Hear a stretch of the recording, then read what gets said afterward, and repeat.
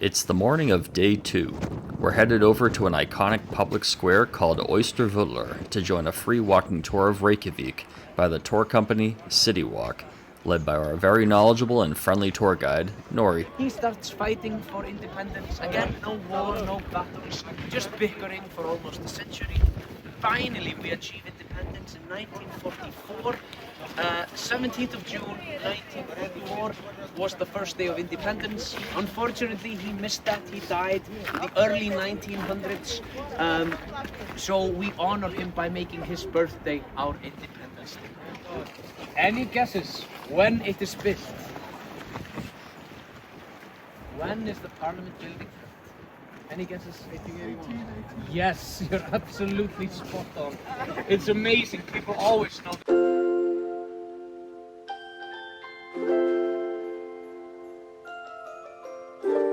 As we walk down Athelsstræti Street, which translates to Main Street, Nori points out the modest black timber house, which is the oldest home in Reykjavik, built in 1762. The city's center is noticeably all lit up and decorated for the Christmas holiday, and add to that the vibrantly colored shops, cobblestone streets, and accents of snow, it really makes for a picturesque, joyous winter scene.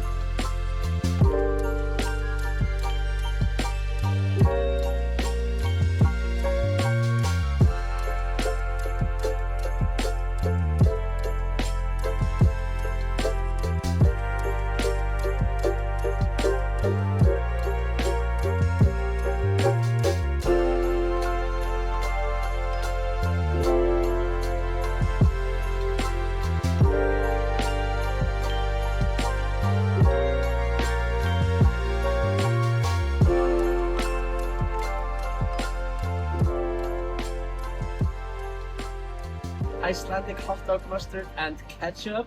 Yay. Doesn't sound really good, but it's quite good. 2 p.m. That's my this exclusive meal. So yeah. Sorry? Yes, and it's cheap. One of the only cheap meals you'll find here. Over by City Hall, flocks of waterfowl congregate in the central lake, staying warm thanks to excess geothermal water that gets pumped in by the city, melting some of the ice and creating a lagoon of sorts. It is the same geothermal water that Icelanders use to heat their homes, and even warm the streets to melt snow and ice. Nori pointed out that utility bills are kept low because of the city's use of this geothermal water for both heating and water, and hydroelectric power for electricity. As our tour moves along, we come upon one of Reykjavik's most recognizable streets, Rainbow Street, more officially known as Skólavörð Þjóðstigur, at the top of which stands Reykjavik's most iconic Lutheran church, Hallgrímskirkja. Completed in 1986 and standing at 244 feet tall, Hallgrímskirkja Church is built from concrete with rough granite facing, made to resemble the unique hexagonal basalt columns found in nature here in Iceland. Visitors are allowed to take an elevator to the bell tower, which provides a 360-degree view of Reykjavik and the surrounding landscape.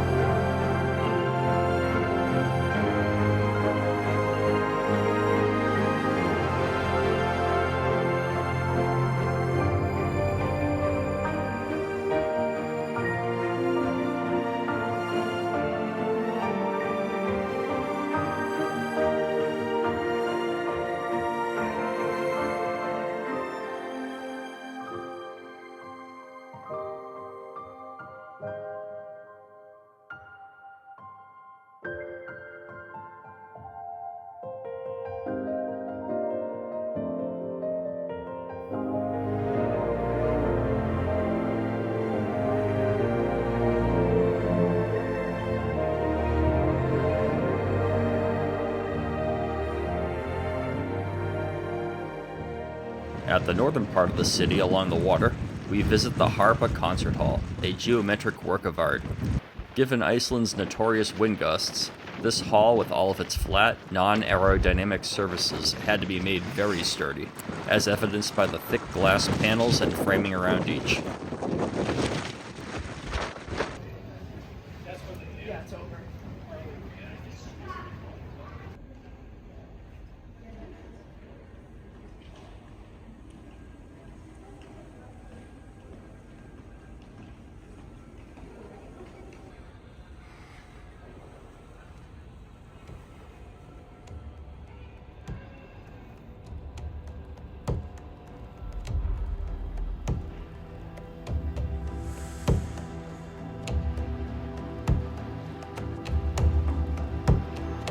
We then test our own aerodynamics and journey headfirst into the wind along the water.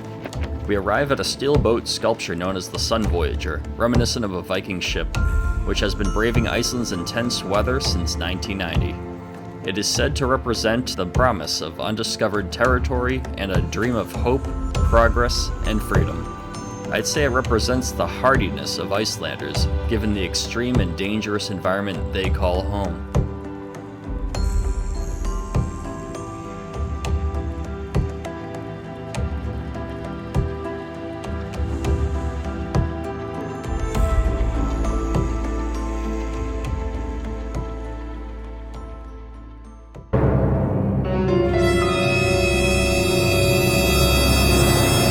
Speaking of dangerous, beware the Yule Cat, which supposedly eats people who don't receive new clothing before Christmas Eve.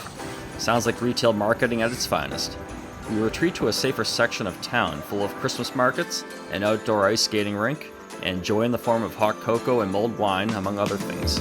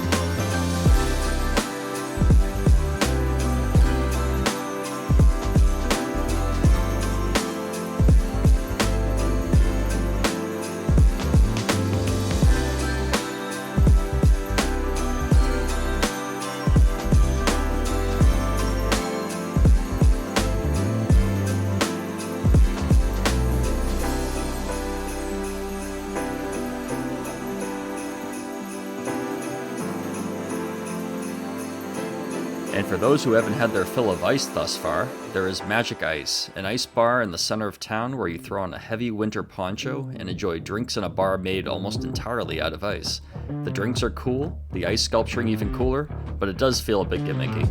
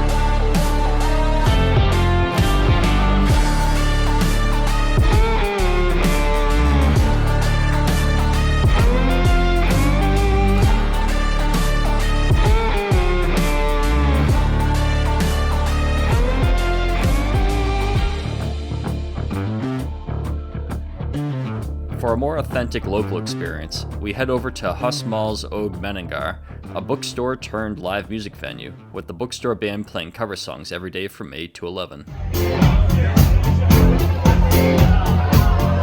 one, you go.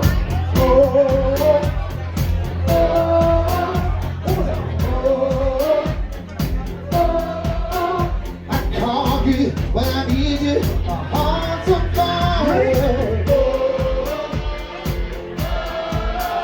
You come to me, wild and wild. When you come to